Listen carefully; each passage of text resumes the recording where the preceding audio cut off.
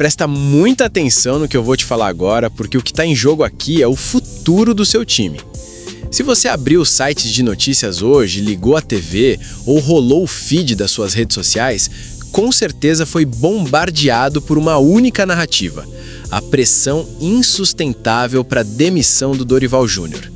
Todo mundo apontando o dedo para o esquema tático, para a escalação errada, para a substituição que não fez sentido aos 45 do segundo tempo, ou para o fato do time estar jogando um futebol que simplesmente não convence ninguém. Mas eu preciso que você pare tudo o que está fazendo, respire fundo e esqueça o campo por um minuto. O que está acontecendo nas salas com o ar-condicionado do Parque São Jorge não tem absolutamente nada a ver com erro de leitura de jogo, tática de futebol ou vestiário rachado. O verdadeiro nome do que você está assistindo agora, ao vivo e em rede nacional, é engenharia financeira. A gestão do clube quer que você olhe apenas para o banco de reservas. Eles precisam desesperadamente que você sinta raiva daquele espaço das 4 linhas. Sabe por quê? Porque a paixão e a raiva cegam. Quando a arquibancada inteira e os programas esportivos gritam contra o treinador, ninguém olha para o balanço patrimonial, ninguém audita os números. O Dorival Júnior, neste exato momento, deixou de ser apenas o comandante técnico do Corinthians para se transformar na ferramenta perfeita de distração da diretoria. É uma manobra desenhada a dedo para manipular a opinião pública. Eu vou te explicar exatamente como essa ilusão de ótica funciona usando uma analogia do cotidiano. Uma situação que todo brasileiro trabalhador já viu acontecer na própria rua. Pensa naquele seu vizinho que mora na rua de baixo. Do nada, num final de semana qualquer, ele decide dar uma festa gigantesca. Ele chama a vizinhança inteira, contrata um grupo de pagode, compra a picanha mais cara do açougue, enche o freezer com bebida de primeira linha e bota a caixa de som no último volume. Quem passa na calçada olha para aquela cena cinematográfica e pensa imediatamente: nossa, esse cara tá muito bem de vida, o negócio dele tá prosperando, o cara venceu. Mas o que absolutamente ninguém percebeu, porque a fumaça da churrasqueira e o barulho ensurdecedor da música não deixaram, é que horas antes, o caminhão da companhia de energia estava lá no poste cortando a luz da casa dele por absoluta falta de pagamento. Ele fez todo aquele barulho, queimou recursos que não tinha, justamente para a vizinhança não ver a vergonha do relógio de luz lacrado. Ele mascarou a sua real situação de insolvência. Num mundo bilionário e implacável do futebol, a demissão de um técnico de peso, acompanhada de uma multa rescisória astronômica e uma coletiva de imprensa convocada às pressas, é exatamente esse churrasco. É a cortina de fumaça perfeita que a gestão utiliza para esconder um passivo gigantesco, assustador e fora de controle, que eles não querem de jeito nenhum que o conselho ou a torcida investiguem de perto. O foco das cobranças sai completamente das mãos de quem assina os cheques e destrói o clube de terno e gravata, e vai todo para o homem de agasalho que fica à beira do gramado. Enquanto você discute calorosamente com seus amigos no grupo do aplicativo de mensagens se o time deveria jogar num 4-3-3 ou num esquema com 3 zagueiros, a diretoria ganha fôlego e tempo para maquiar o buraco negro que está engolindo o equity do clube. Eles sabem perfeitamente que se a verdade nua e crua vier à tona, a pressão não será pela cabeça do técnico, mas sim pela renúncia de quem senta na cadeira mais importante da instituição. Nós estamos falando de um cenário crítico onde o Corinthians precisava urgentemente gerar superávit para acalmar os credores e o mercado. Mas a realidade prática é um déficit operacional sendo varrido sistematicamente debaixo do tapete. Trocar o comando técnico é vender a ilusão para a massa de que o problema foi finalmente resolvido, quando na verdade a raiz da crise não é esportiva, é puramente estrutural e administrativa. Ao focar todas as baterias nessa demissão, a diretoria cria um inimigo em comum para a torcida atacar, protegendo os verdadeiros responsáveis por essa gestão temerária. E o mais assustador não é apenas o fato de eles estarem fazendo esse churrasco ilusório com o seu capital. O mais grave é o abismo sem volta que essa atitude vai cavar já nas próximas semanas. A diretoria não vai te contar isso na coletiva, mas essa demissão aciona uma verdadeira bomba relógio contábil. Fica comigo até o próximo minuto, não pula uma vírgula desse vídeo, porque se você sair agora, você vai perder o segredo da dívida do seu time e continuar sendo feito de bobo pela narrativa oficial. Eu vou te provar agora, com os números na mesa, como o fluxo de caixa livre do Corinthians vai sangrar violentamente com essa decisão. E por que, no final das contas, o projeto inteiro tá por um fio. Presta muito atenção no rastro do capital. Quando você junta o seu dinheiro suado, aquele que você guardou o ano inteiro para comprar um carro usado, o que você faz primeiro? Você leva no seu mecânico de confiança, puxa a placa no sistema para ver se tem multa, levanta o capô para checar o motor. No jargão do mercado financeiro, a gente chama essa investigação minuciosa de due diligence. É a sua garantia técnica de que não está comprando uma bomba prestes a estourar na sua garagem. Mas no futebol brasileiro, e especificamente nos corredores do Parque São Jorge, a prática da due diligence simplesmente não existe no vocabulário de quem assina os cheques e compromete o futuro da instituição. Eles trazem um treinador com pompa de salvador da pátria, sentam na mesa, desenham um projeto de longo prazo diante das câmeras e abrem os cofres. O técnico pede um ponta veloz, um volante marcador e um zagueiro canhoto para montar o esquema tático perfeito dele. A diretoria vai lá e compromete milhões em recursos do clube para trazer essas peças. E é exatamente aqui que o torcedor comum, inflamado pela emoção, comete o maior erro de avaliação possível. Quando o clube contrata um jogador por 30 milhões de reais, a arquibancada comemora como se o dinheiro tivesse saído de uma fonte mágica infinita, e a mídia esportiva chama isso de gasto da temporada. Mas coloca uma coisa na sua cabeça de uma vez por todas. Anota isso se for preciso. Isso não é um gasto, é CAPEX, investimento em ativo. Exatamente. Cada jogador daquele elenco não é só um cara vestindo a camisa do seu time do coração. Ele é um ativo tangível, que tem peso, custo e projeção no balanço do clube. Quando você adquire um ativo, você espera matematicamente que ele renda, que ele traga resultados em campo e, consequentemente, dinheiro para o caixa. Você projeta um ROI, retorno sobre investimento, claro. Só que aí vem a loucura, o puro suco da gestão temerária. 3 meses depois do planejamento, a bola bate na trave, a torcida chia na internet, a pressão política interna aumenta e o que a diretoria faz? Demite o treinador. Eles pegam todo aquele planejamento estruturado, amassam e jogam na lixeira sem o menor pudor ou critério técnico. Mas o verdadeiro desastre financeiro não é só a saída do técnico, é o efeito cascata. O novo treinador que chega tem outra filosofia completamente diferente. Ele não gosta daquele ponta veloz, ele prefere um esquema com meias de armação.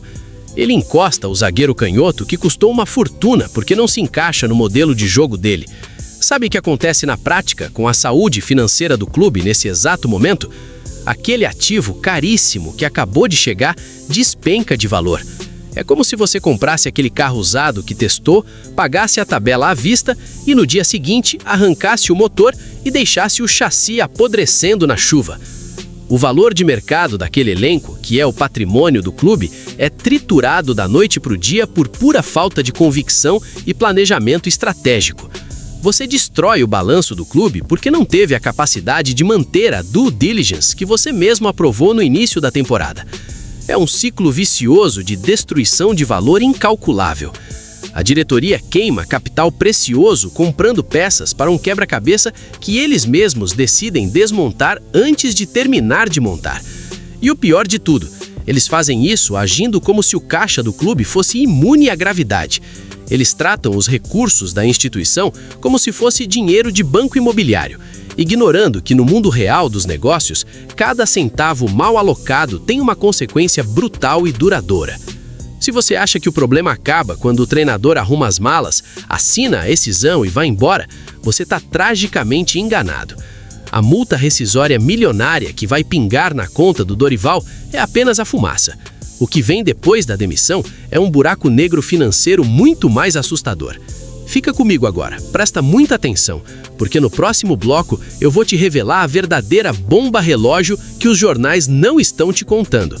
Se prepara para o choque, porque eu vou te mostrar o tamanho do custo de oportunidade que o Corinthians acabou de jogar pela janela e como essa conta vai chegar direto para você. Sabe aquele boleto do cartão de crédito que chega no dia 5, pesado, cheio de juros do rotativo e que tira completamente o seu sono? Aquele boleto que, quando você olha o valor total, você sabe que se pagar ele inteiro vai faltar dinheiro para a compra do mês, para a conta de luz e para o açougue. A rescisão milionária de uma comissão técnica inteira no meio da temporada é exatamente esse boleto. E a diretoria do Corinthians acabou de imprimir um gigantesco, com código de barras e vencimento imediato no seu nome, torcedor. Quando a caneta assina a demissão do Dorival Júnior, não é só um homem de agasalho que esvazia o armário e vai embora. É um rombo imediato e violento no caixa do clube. Nós estamos falando de dezenas de milhões de reais que precisam ser liquidados à vista ou em parcelas que vão sangrar o orçamento. E aí eu te pergunto, olhando nos seus olhos, de onde sai esse capital? Porque, meus amigos, não existe árvore de dinheiro escondida no Parque São Jorge. Pagar esse boleto da demissão significa pegar recursos vitais que já estavam contados e carimbados e jogar direto no ralo. Cada milhão gasto para mandar o treinador e a sua comissão embora trava imediatamente a amortização daquelas dívidas urgentes que o clube já tem. Sabe aquele passivo asfixiante que todo mundo comenta?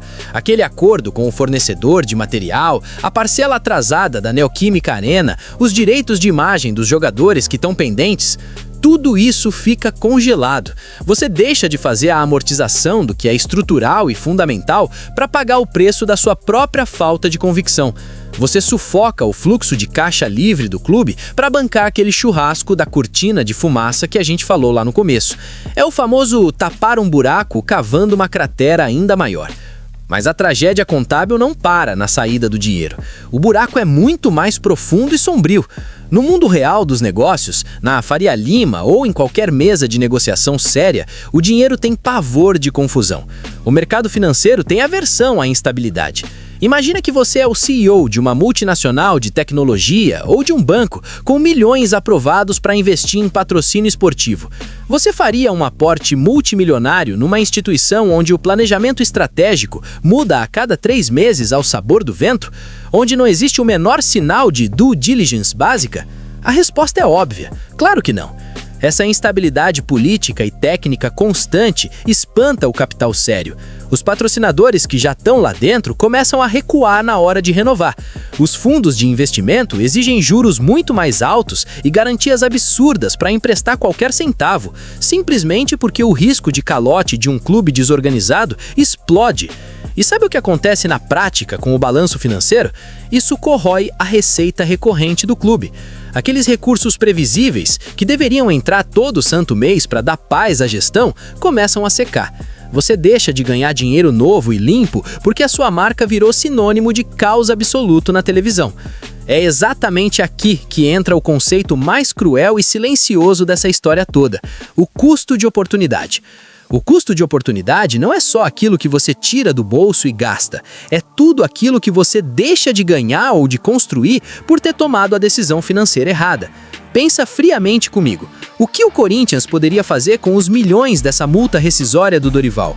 O clube poderia investir em infraestrutura na base, poderia ir ao mercado e comprar um ativo de peso para resolver o meio-campo de forma definitiva, ou poderia acelerar a amortização de uma dívida sufocante de curto prazo e, quem sabe, gerar um raro superávit no trimestre. Mas não. O custo de oportunidade dessa demissão é o futuro do clube sendo impiedosamente hipotecado para apagar um incêndio no presente. É trocar um planejamento que poderia gerar um ROI altíssimo lá na frente por um alívio momentâneo nas arquibancadas. E se você acha que o pior já passou, eu preciso te dar um choque de realidade agora. Pular o vídeo nesse exato momento é pedir para continuar cego enquanto o nosso patrimônio derrete silenciosamente. Presta muita atenção no que eu vou te falar, porque no próximo bloco eu vou te revelar o segredo de como os nossos maiores rivais estão assistindo a tudo isso de camarote, usando essa nossa exata fraqueza contra nós. Eu vou te provar, por A mais B, como essa brincadeira irresponsável de demitir técnico está destruindo o real valor do Corinthians perante o mercado e nos empurrando para um abismo abismo financeiro sem volta. Não sai daí. Nós chegamos ao fundo do poço contábil. Presta muita atenção no que eu vou te mostrar agora, porque é aqui que a conta não fecha e o futuro do Corinthians é colocado em xeque na mesa de negociações. A gente já entendeu que demitir o Dorival Júnior gera um buraco gigantesco para pagar a rescisão, mas a realidade é que o buraco é 2 vezes maior do que você imagina. Sabe por quê? Porque quando um técnico sai com a sua comissão, o banco de reservas não pode ficar vazio no domingo. A diretoria é obrigada, pela pressão que ela mesma criou, a ir ao mercado e contratar uma comissão técnica inteira, muitas vezes até mais cara, para tentar acalmar a torcida. E aí eu te faço a pergunta de $1 milhão.